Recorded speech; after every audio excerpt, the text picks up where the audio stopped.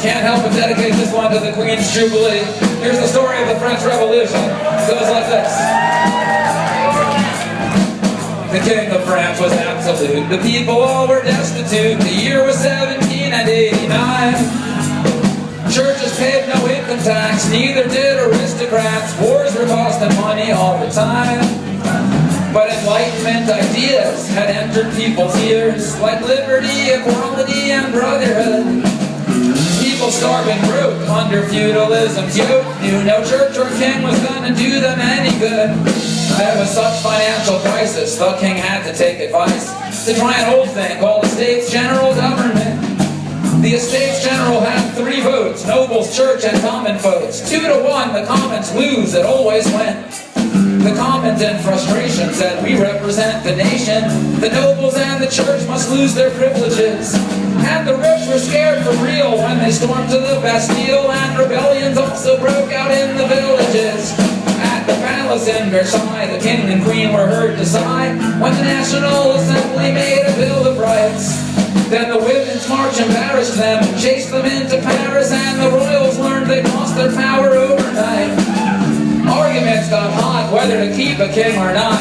Different groups saw different ways to run the country best. But when the royal family tried to flee the country in disguise, they were busted and then put under a house arrest. And all of Europe's kings were terrified to hear these things, so France was threatened on all sides by enemies.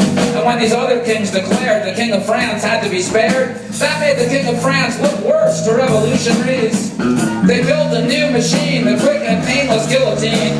They said it's fairer than the king's medieval torture rack. And they put it to a vote, and then they dropped it on his throat, and every king across the world just had a heart attack. So they attacked from north and south, and they attacked from east and west, so revolutionary France was in a desperate state. And when the radical Marat was killed politically, now that was what it took for France's outlook to degenerate.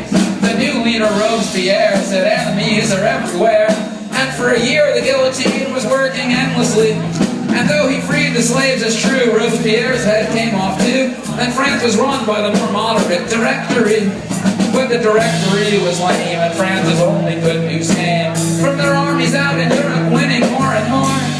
And the man who made them win was General Napoleon, but when he came back home he made himself the emperor.